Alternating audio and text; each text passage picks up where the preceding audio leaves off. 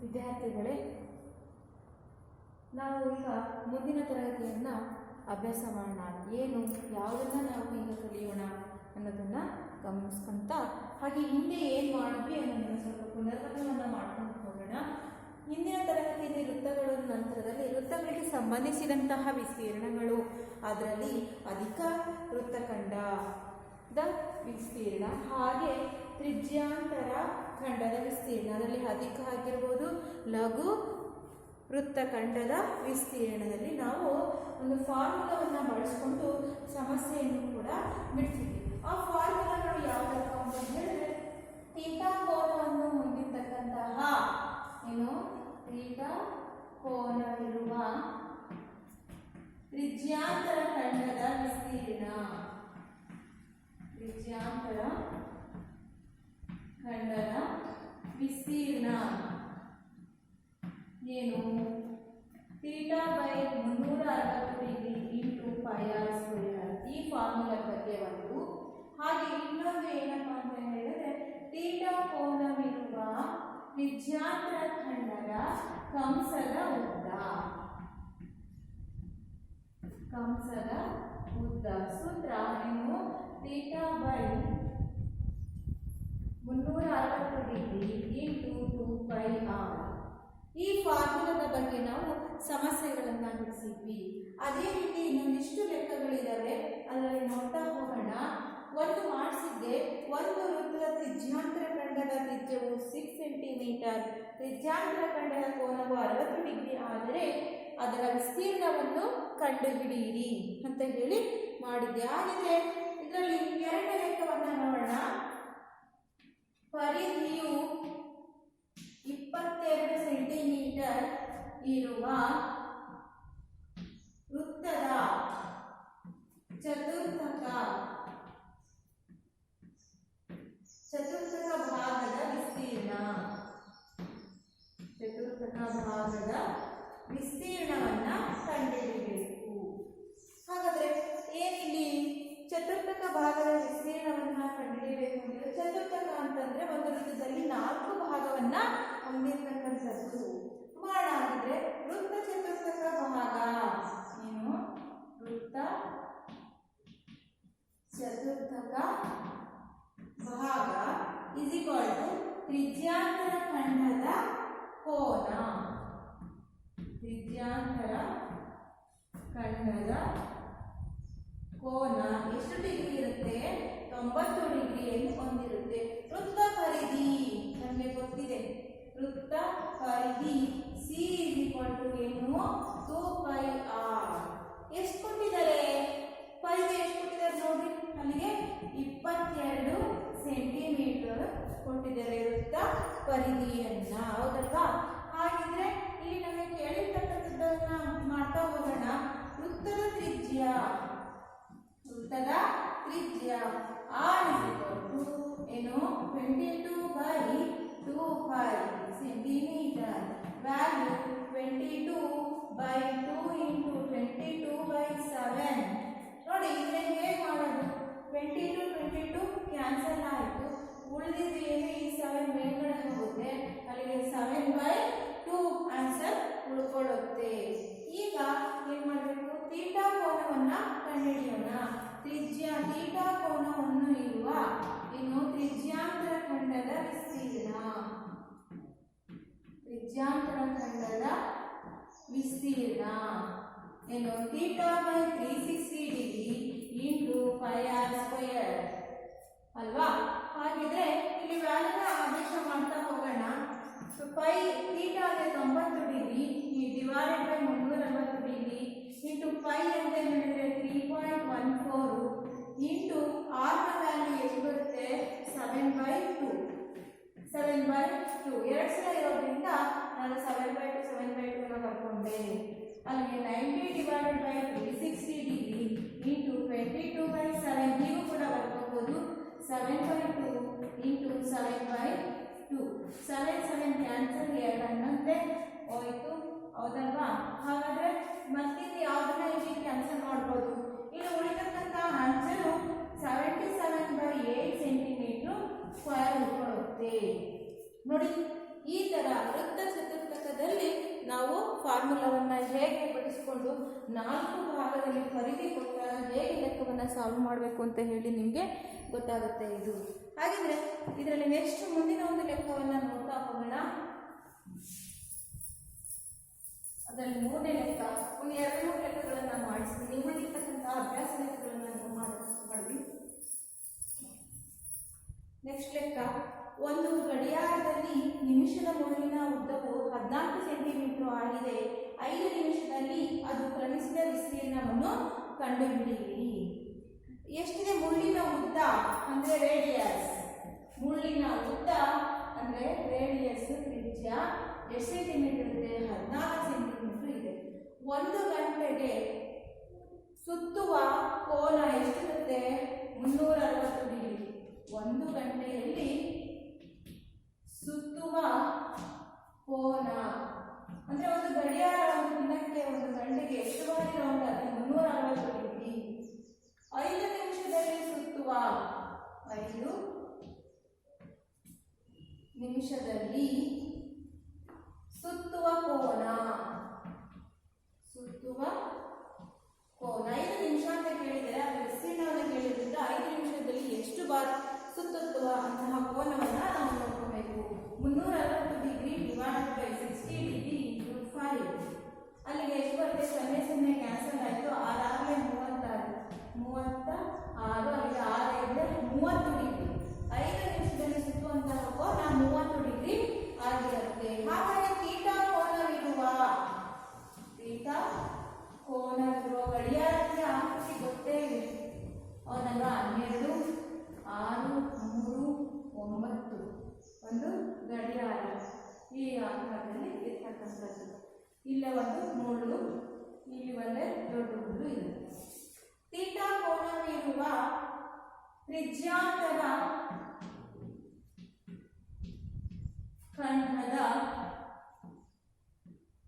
ವಿಸ್ತೀರ್ಣ is equal to theta by 360 degree into pi r square. ಅಲ್ಲಿಗೆ theta ಎಷ್ಟು degree ಇರುತ್ತೆ ನೋಡಿ. ಥೀಟಾ ಇರ್ತಕ್ಕಂಥದ್ದು ಬಂದಿದೆ ವ್ಯಾಲ್ಯೂ ನಮಗೆ 30 degree divided by 360 degree into 22/7 radius ಅಂದರೆ 14 ಸ್ಕ್ವಯರ್. ಅಲ್ಲಿಗೆ 0 ಕ್ಯಾನ್ಸಲ್ ಆಯಿತು.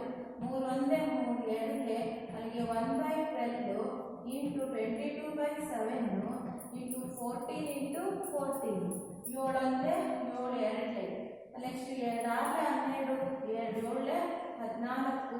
ಅಲ್ಲಿಗೆ ಎಷ್ಟು ಉತ್ತರ ಬರುತ್ತೆ ಆನ್ಸರು?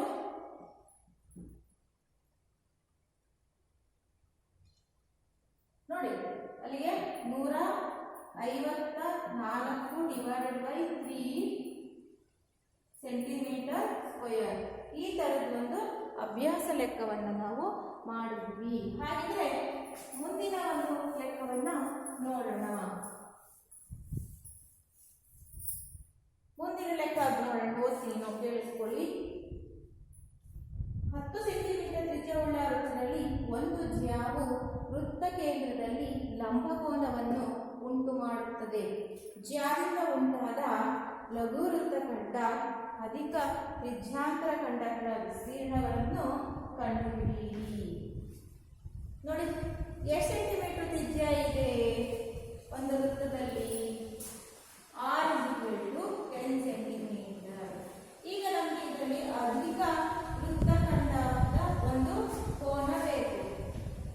ಅಧಿಕ ವೃತ್ತಖಂಡದ ಕೋನ 360 ಡಿಗ್ರಿ. ಹೌದಾ? ಈಗ ಈ ತರ ಇರುತ್ತೆ. ಚಿತ್ರವನ್ನು ನೋಡಿದ್ರೆ ಗೊತ್ತಾಗುತ್ತೆ ಲಘು ವೃತ್ತಖಂಡ ಹೇಗಿರುತ್ತೆ, ಅಧಿಕ ವೃತ್ತಖಂಡ ಹೇಗಿರುತ್ತೆ. ಇದು ಅಧಿಕ, ಇದು ಯಾವುದು? ಲಘು. ಇಲ್ಲಿ ಎಷ್ಟು ಡಿಗ್ರಿ ಕೋನ ಉಂಟಾಗಿರುತ್ತೆ? ಇಲ್ಲಿ 90 ಡಿಗ್ರಿ ಕೋನ ಉಂಟಾಗಿರುತ್ತೆ. ವೃತ್ತದಲ್ಲಿ ಎಷ್ಟು ಡಿಗ್ರಿ ಗಡಿಯಾರ ಎಷ್ಟು ಡಿಗ್ರಿ ಇರುತ್ತೆ ಅಂತ ನಿಮಗೆ ಹೇಳಿದ್ದೀನಿ, 360 ಡಿಗ್ರಿ. ಆದ್ದರಿಂದ 360 ಡಿಗ್ರಿನಲ್ಲಿ 90 ಡಿಗ್ರಿಯನ್ನು ಕಳೆದ್ರೆ ಎಷ್ಟು ಬರುತ್ತೆ? 270 ಡಿಗ್ರಿ ಬರುತ್ತೆ. ಈಗ ನಮಗೆ ಥೀಟಾ ಕೋನ ಇರತಕ್ಕಂತಹ ತ್ರಿಜ್ಯಾಂತರ ಖಂಡದ ವಿಸ್ತೀರ್ಣ, ತ್ರಿಜ್ಯಾಂತರ ಖಂಡದ ವಿಸ್ತೀರ್ಣ ಏನು? Theta by 360 degree pi r square. Theta ಅಂದರೆ 270 degree by 360 degree into 22/7 into radius 10 square. ಅಲ್ಲಿಗೆ 0 ಕ್ಯಾನ್ಸಲ್ ಆಯಿತು. ಅಲ್ಲಿಗೆ 3 ಒಂದೇ 3 ಎರಡೇ 3 ಹೋದ್ರೆ ಅಲ್ಲಿಗೆ 9/12 into 22/7 into 10 into 10. ಹೌದಾ? ಈಗ ಎಷ್ಟೇ ಹೋಗುತ್ತೆ ನೋಡೋಣ. 2 5 ಕ್ಯಾನ್ಸಲ್ ಆಯಿತು. ಹೌದಾ? 9 into 22 into 5 into 10 divided by 42 centimetre square. ಇದನ್ನ ಡಿವೈಡ್ ಮಾಡ್ತಾ ಹೋದ್ರೆ ನಮ್ಗೆ ಎಷ್ಟು ಬರುತ್ತಪ್ಪ ಅಂತಂದ್ರೆ 235.5 ಸೆಂಟಿಮೀಟರ್ ಸ್ಕ್ವೇರ್ ಅಂತ ಬರುತ್ತೆ. ಈಗ ನಮಗೆ ನೋಡ್ತಾ ಹೋಗೋಣ. ಇದಕ್ಕೊಂದು ಇನಿಷಿಯಲ್ ಕೊಡೋಣ.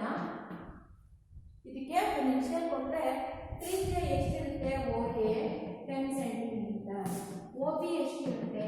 10 ಸೆಂಟಿಮೀಟರ್ ಇದೆ. ಒಂದು ವೃತ್ತದಲ್ಲಿ ತ್ರಿಜ್ಯಗಳ ಅಳತೆ ಸಮ ಇರುತ್ತೆ, ಹೌದಲ್ವಾ? ಅಲ್ಲಿಗೆ OA ಮತ್ತು OB 10 ಸೆಂಟಿಮೀಟರ್ ಆದರೆ ನಮಗೆ ತ್ರಿಭುಜ AOB ಅಳತೆ ಬೇಕು. ವಿಸ್ತೀರ್ಣ AOB ವಿಸ್ತೀರ್ಣ is equal to ಅರ್ಧ ಇಂಟು ಪಾದ ಇಂಟು ಎತ್ತರ OB. ಅಲ್ಲಿಗೆ ಹಾಫ್ ಇಂಟು 10 ಇಂಟು 10 ಆಯಿತು. ಅಲ್ಲಿಗೆ ಎಷ್ಟು ಬರುತ್ತಿದ್ದು? 2 5 10 ಸೆಂಟಿಮೀಟರ್ ಸ್ಕ್ವಯರ್ ಬರುತ್ತೆ ನೋಡಿ.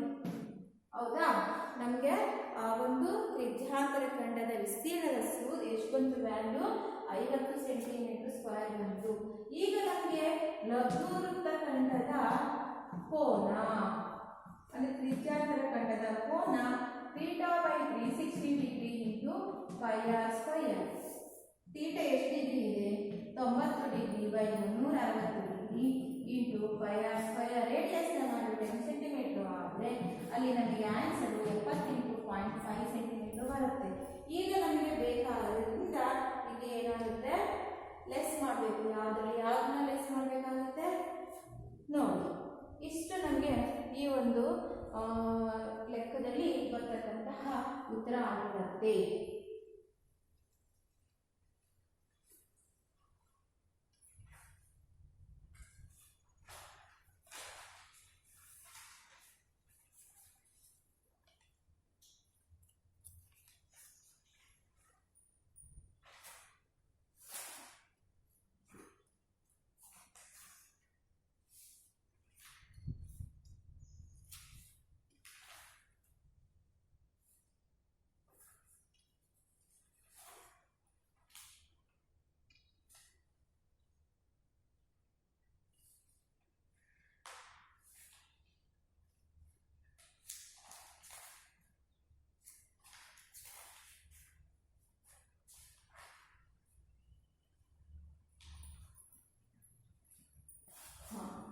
ಈಗ ನಾವು ಮುಂದಿನ ಒಂದು ಅಭ್ಯಾಸವನ್ನು ಮಾಡೋಣ. ಹೀಗೆ ನೆಕ್ಸ್ಟ್ ಏನಪ್ಪ ಹೇಳ್ತೀವಿ ಅಂದರೆ ಒಂದು ಆಕೃತಿಯನ್ನು ಜೋಡಿಸ್ತಾ ಹೋಗ್ತೀವಿ. ಹೌದಾ? ಏನು ಒಂದು ಒಳಗಡೆ ಒಂದು ಹಾಕ್ತೀವಿ. ಹೌದಾ? ಎಕ್ಸಾಂಪಲ್ ಏನಪ್ಪ ಅಂದರೆ ನಮಗೆ ಆಕೃತಿಗಳ ಬಗ್ಗೆ ಪರಿಚಯ ಇದೆ. ಹೌದಾ?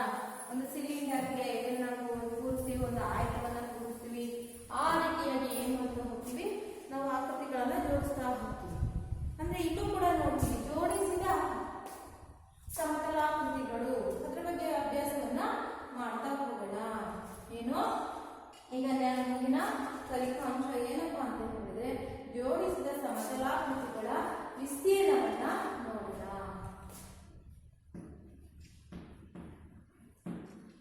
ಜೋಡಿಸಿದ ಸಮತಲಾಕೃತಿಗಳ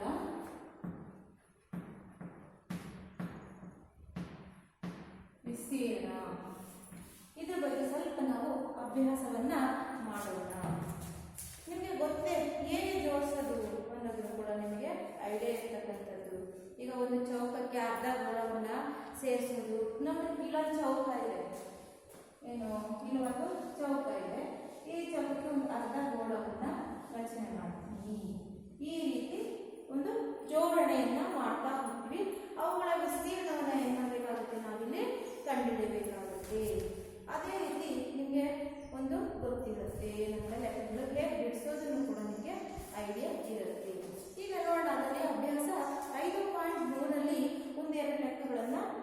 ಮಾಡ್ತಾ ಹೋಗೋಣ, ಹಾಗೆ ಬಿಡಿಸ್ತಾ ಹೋಗೋಣ.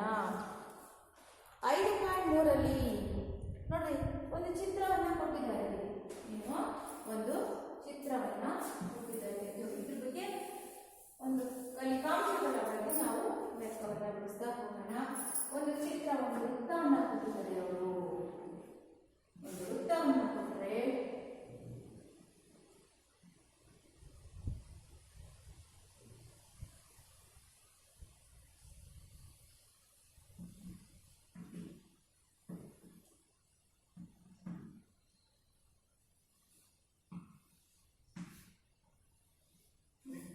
ಈ ರೀತಿ ಚಿತ್ರ ಕೊಟ್ಟಿದ್ದಾರೆ. ಏನ್ ಮಾಡಿ ಕೊಟ್ಟಿದ್ದಾರೆ ನೋಡೋಣ. PQ is equal to 24 centimeter, PR is equal to 7 centimeter.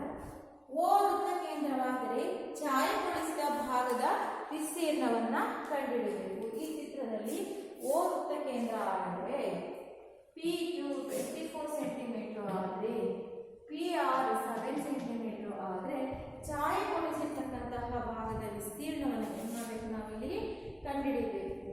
ನೋಡಿ, ಇಲ್ಲಿ ಒಂದು ಲಂಬಕೋನ ತ್ರಿಭುಜ ಇದೆ. ಎಲ್ಲಿ ಲಂಬಕೋನ ತ್ರಿಭುಜ ಇದೆ? P ನಲ್ಲಿ ಪೈಥಾಗರಸ್ನ ಲಂಬಕೋನ ತ್ರಿಭುಜವನ್ನು ಹೊಂದಿದೆ. ಎಷ್ಟಿರುತ್ತೆ? P 90 ಡಿಗ್ರಿ ಇದೆ. ಹೌದಲ್ಲ? ಹಾಗೆ ವಿಕರ್ಣ ಯಾವುದಾಗುತ್ತೆ? R² square is equal to PQ square plus PR square. RQ square ಅಂತ ಹೇಳಿದ್ರೆ ಉತ್ತರ ನಮಗೆ ಇಲ್ಲ. PQ ನ ವ್ಯಾಲ್ಯೂ 24 ಸ್ಕ್ವೇರ್ ಪ್ಲಸ್ 7 ಸ್ಕ್ವೇರ್. ಅಲ್ಲಿಗೆ 24ರ ವರ್ಗ 576 ಪ್ಲಸ್ 49. ಎರಡನ್ನು ಆಡ್ ಮಾಡಿದ್ರೆ 625. RQ is equal to root of 625. ಇದರ ವರ್ಗಮೂಲ 25 ಸೆಂಟಿಮೀಟರ್. ನೋಡಿ, ಈ ರೀತಿಯಾಗಿ ನಾವು ಲೆಕ್ಕಗಳನ್ನ ಕಂಡುಹಿಡಿದು ಈಗ ನಮಗೆ ವೃತ್ತದ ತ್ರಿಜ್ಯ ಬೇಕು. ಏನು ವೃತ್ತದ ತ್ರಿಜ್ಯ ಬೇಕು. ಎಷ್ಟು ಬಂದಿದೆ ಈಗ? R2 ನಮಗೆ ಸಿಕ್ಕಿರೋದು ವ್ಯಾಸ, ಹೌದಲ್ವಾ? ವೃತ್ತದಲ್ಲಿ ವ್ಯಾಸ ಬೈ 2 ಅಲ್ಲಿಗೆ 25/2 ಸಿಕ್ತು. ಈಗ ನಮಗೆ ಅರ್ಧ ವೃತ್ತದ ವಿಸ್ತೀರ್ಣ, ಅರ್ಧ ವೃತ್ತದ ವಿಸ್ತೀರ್ಣ. ಈಗ ಬರೀ ವೃತ್ತದ ವಿಸ್ತೀರ್ಣ ಅಂದ್ರೆ πr². ಅರ್ಧ ವೃತ್ತದ ವಿಸ್ತೀರ್ಣ ಅಂತಂದ್ರೆ πr² ಬೈ ಏನು 2. ಅಲ್ಲಿ 5 ಅಂದ್ರೆ 22/7, radius 25/2 into 25/2 whole divided by 2. ಇದೆಲ್ಲ ಗುಣಿಸಿದ್ರೆ ನಮಗೆ 13,750 ಡಿವೈಡೆಡ್ ಬೈ 56. ನೆಕ್ಸ್ಟ್ ಮಾಡಿದ್ರೆ 6875 ಡಿವೈಡೆಡ್ ಬೈ 28 ಬಾಕ್ಲಿಕ್ಕೆ ಬರುತ್ತೆ 245.54. ನೋಡಿ, ಈ ತರ ನಿಮಗೆಲ್ಲ ಬಾಕ್ಲಿಕ್ಕೆ ಬರುತ್ತೆ. ಈ ತರ ಗುಣಿಸ್ಲಿಕ್ಕೆ ವ್ಯಾಲ್ಯೂಗಳನ್ನು ಆದೇಶ ಮಾಡಿಕೊಂಡು ನಿಮಗೆ ಯಾವುದು ವೃತ್ತಕ್ಕೆ ವಿಸ್ತೀರ್ಣವನ್ನ ಹಾಕಬೇಕು. ಅರ್ಧ ವೃತ್ತ ಕೊಟ್ಟಿದ್ದಾರ, ವೃತ್ತ ಫುಲ್ ಇದೆಯಾ ಅಂತ ಸ್ವಲ್ಪ ನೋಡ್ಕೋಬೇಕು. ಇಲ್ಲ ಅರ್ಧ ವೃತ್ತ ವಿಸ್ತೀರ್ಣ ಆಗಿರೋದ್ರಿಂದ πr²/2 ಏನು ಮಾಡಬೇಕಾಗುತ್ತೆ, ಅಪ್ಲೈ ಮಾಡ್ಕೋಬೇಕು. ಈಗ ನಮಗೆ ಏನ್ ಬೇಕು? ಕೇಳಿದ್ರು ವಿಸ್ತೀರ್ಣ ಕೇಳಿರೋದ್ರಿಂದ ಏನು ತ್ರಿಭುಜ PQR ನ ವಿಸ್ತೀರ್ಣ is equal to half into PR into PQ. ಅಲ್ಲಿಗೆ ಅರ್ಧ ಇಂಟು 7 into 24. ಅಲ್ಲಿಗೆ ಆನ್ಸರ್ 84. ಉಳಿದಿರ್ತಕ್ಕಂತಹ ಭಾಗ ಏನು ಛಾಯೆಗೊಳಿಸಿರ್ತಕ್ಕಂತಹ ಭಾಗವನ್ನು 245.54ರಲ್ಲಿ 84ನ ಕಳೆದ್ರೆ ಸೆಂಟಿಮೀಟರ್ನ ಸ್ಕ್ವೇರ್ ಕಳೆದ್ರೆ ನಮಗೆ ಇಲ್ಲಿ ಎಷ್ಟು ಬರುತ್ತೆ? 161.54 ಸೆಂಟಿಮೀಟರ್ ಸ್ಕ್ವೇರ್ ಬರುತ್ತೆ. ನೋಡಿ, ಈ ರೀತಿಯಾಗಿ ಕೊಟ್ಟಿರುವಂತಹ ಒಂದು ಲೆಕ್ಕವನ್ನು ಸ್ಪಷ್ಟವಾಗಿ ಅರ್ಥ ಮಾಡಿಕೊಂಡು ಲೆಕ್ಕಗಳನ್ನು ಬಿಡಿಸಬೇಕಾಗುತ್ತೆ.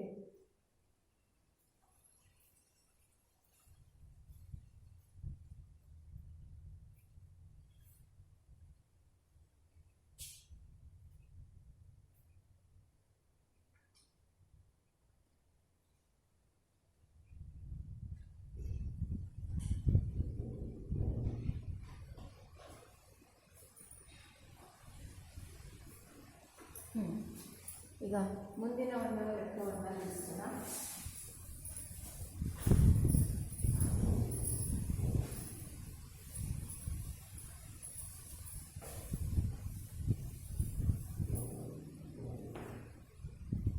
ಒಂದು ಚಿತ್ರ ಕೊಟ್ಟಿದ್ದಾರೆ.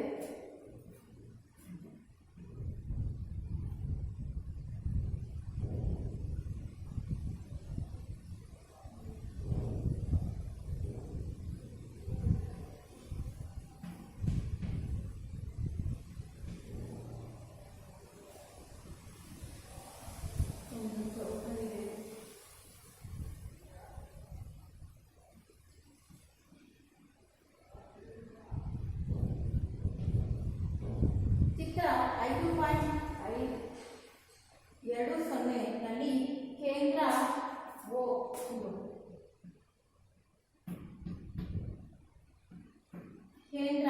O ಇರುವ ಎರಡು ಏಕಕೇಂದ್ರೀಯ ವೃತ್ತಗಳ ತ್ರಿಜ್ಯಗಳು ಕ್ರಮವಾಗಿ 7 ಸೆಂಟಿಮೀಟರ್ ಮತ್ತು 14 ಸೆಂಟಿಮೀಟರ್ ಆಗಿವೆ. ಆಂಗಲ್ AOC 40 ಡಿಗ್ರಿ ಆದರೆ ಚಿತ್ರದಲ್ಲಿ ಛಾಯೆಗೊಳಿಸಿರುವಂತಹ ಭಾಗ ಈ ಭಾಗವನ್ನು ಕಂಡುಹಿಡಿಯಬೇಕು. ನೋಡೋಣ ಹಾಗಿದ್ರೆ ಏನಿಲ್ಲಿ OAC ಎಷ್ಟಿದೆ?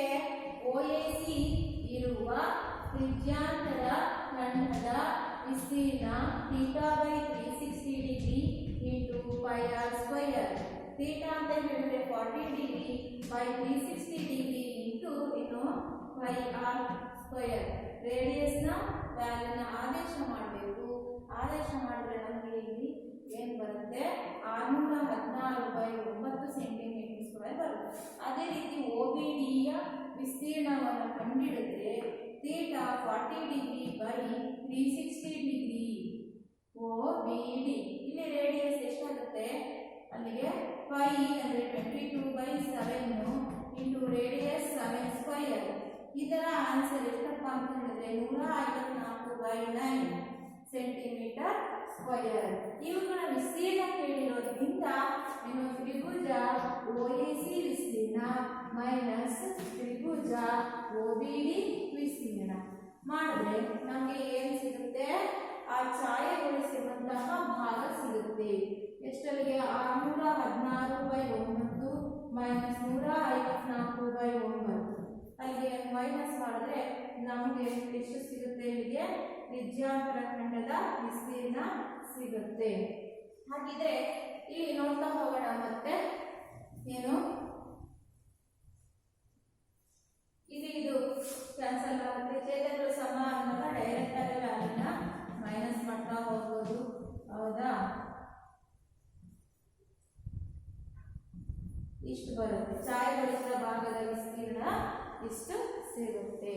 ಹಾಗಿದ್ರೆ ಇಲ್ಲಿ ಇರ್ತಕ್ಕಂತಹ ಒಂದು ಅಭ್ಯಾಸ ಲೆಕ್ಕಗಳನ್ನ ಮಾಡ್ತಾ ಹೋಗ್ತೀವಿ. ಈಗ ಇದರಲ್ಲಿ ಇನ್ನೂ ಒಂದು ಲೆಕ್ಕವನ್ನು ಅಭ್ಯಾಸ ಮಾಡೋಣ.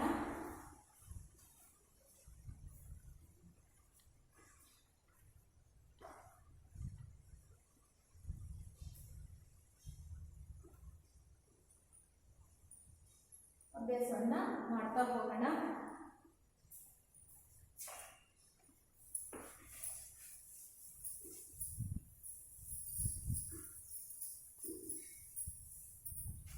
ನೆಕ್ಸ್ಟ್ ಲೆಕ್ಕ. ಚಿತ್ರ 5.21ರಲ್ಲಿ ABCDಯು 14 ಸೆಂಟಿಮೀಟರ್ ಬಾಹುವುಳ್ಳ ಈಗೇನು ನಿಮಗೆ ಒಂದು ಚೌಕವನ್ನು ಲೆಕ್ಕ ಕೊಟ್ಟಿದ್ನೋ ಇದೇ ಲೆಕ್ಕವನ್ನು ಚಿತ್ರವನ್ನು ಬರ್ಕೋಬೇಕು. ಎಲ್ಲಿಂದ 14 ಸೆಂಟಿಮೀಟರ್ ಬಾಹು ಎಲ್ಲ ಸಮ ಇರ್ತವೆ. ಹೌದಾ? ಇಲ್ಲಿ ಛಾಯೆಗೊಳಿಸಿರ್ತಕ್ಕಂತಹ ಭಾಗ ಇದು ABCD. ABCDಯು 14 ಸೆಂಟಿಮೀಟರ್ ಬಾಹುವುಳ್ಳ ಚೌಕವಾಗಿದೆ ಮತ್ತು ABD ಹಾಗೂ APCಗಳು ಅರ್ಧವೃತ್ತಗಳಾದರೆ APC ಮತ್ತು ABBಗಳು ಅರ್ಧವೃತ್ತಗಳಾದರೆ ABD ಮತ್ತು BPCಗಳು BPC ಆಗಿದೆ. ಆಕ್ಚುಲಿ ಇದು ಹೌದಲ್ವಾ? BPC ಮತ್ತು ABDಗಳು ಅರ್ಧವೃತ್ತಗಳಾದರೆ ಛಾಯೆಗೊಳಿಸಿದ ಭಾಗದ ವಿಸ್ತೀರ್ಣ. ಇಲ್ಲಿ ಅರ್ಧವೃತ್ತಗಳು ಯಾವ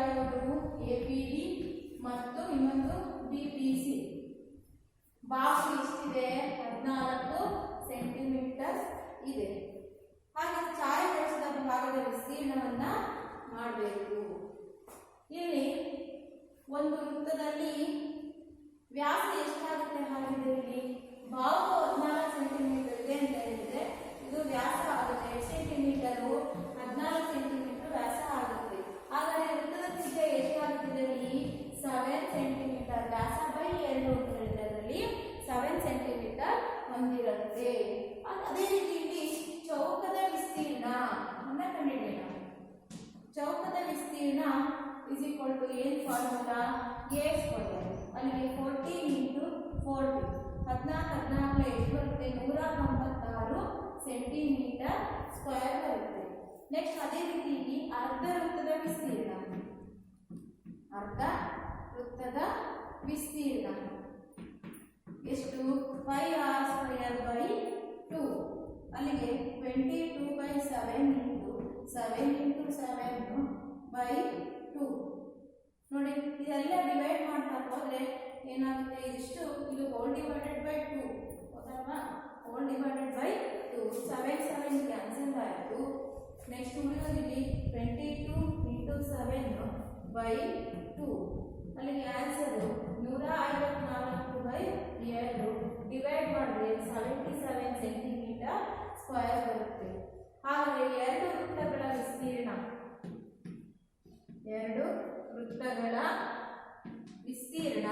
ಎಷ್ಟಾಯಿತು 2 ಇಂಟು 77 ಅಲ್ಲಿಗೆ 154 ಸೆಂಟಿಮೀಟರ್ ಸ್ಕ್ವೇರ್. ಛಾಯೆಗೊಳಿಸಿದ ಭಾಗದ ವಿಸ್ತೀರ್ಣ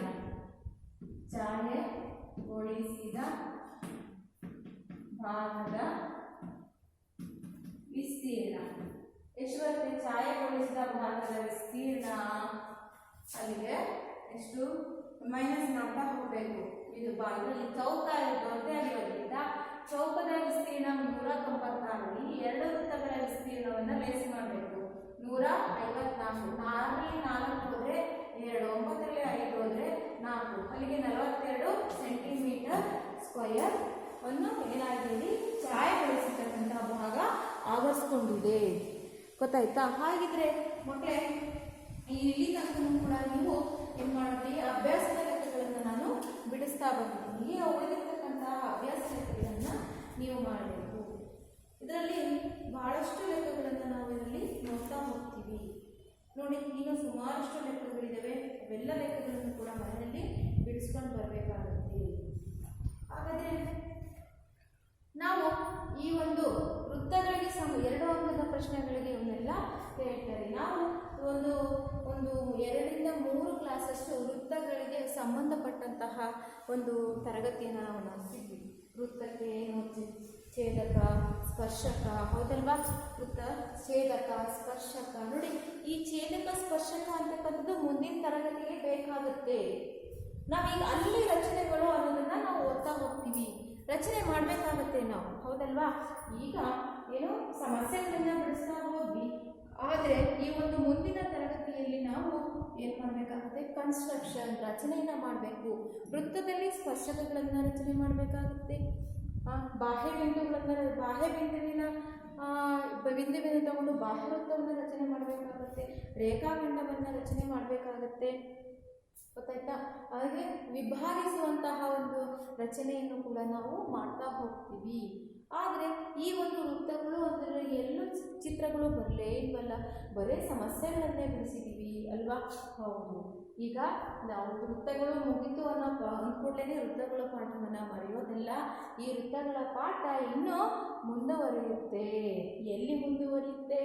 ರಚನೆಗಳು ಅಂತಕ್ಕಂತಹ ಪಾಠದಲ್ಲಿ ಮುಂದುವರೆದ ಹೋಗುತ್ತೆ. ನೋಡಿ ಇಲ್ಲಿ ರಚನೆಗಳಲ್ಲಿ ನಾವು ತ್ರಿಭುಜದ ಬಗ್ಗೆ ಓದ್ತೀವಿ, ವೃತ್ತದ ಬಗ್ಗೆ ಓದ್ತೀವಿ, ಗೊತ್ತಾಯ್ತಾ? ಒಂದು ರೇಖಾಖಂಡದ ಬಗ್ಗೆ ಓದ್ತಾ ಹೋಗ್ತೀವಿ. ಹಾಗಾಗಿ ವೃತ್ತಗಳು ಮತ್ತು ಇನ್ನೊಂದು ಪಾಠ ವೃತ್ತಗಳಿಗೆ ಸಂಬಂಧಿಸಿದಂತಹ ವಿಸ್ತೀರ್ಣಗಳಲ್ಲಿ ನಾವು ಏನು ಮಾಡ್ತೀವಿ 2 ಅಂಕದ ಪ್ರಶ್ನೆಗಳನ್ನು ಓದ್ತಾ ಹೋಗ್ತೀವಿ. ಈಗ ನಾವು ರಚನೆಯನ್ನು ಮುಂದಿನ ತರಗತಿಯಲ್ಲಿ ಅಭ್ಯಾಸ ಮಾಡೋಣ. ಅಭ್ಯಾಸ 5.3ರಲ್ಲಿ ಇರ್ತಕ್ಕಂತಹ ಎಲ್ಲ ಅಭ್ಯಾಸ ಲೆಕ್ಕಗಳನ್ನು ನಡೆಸ್ಕೊಂಡು ಬರತಕ್ಕದ್ದು. ಧನ್ಯವಾದಗಳು.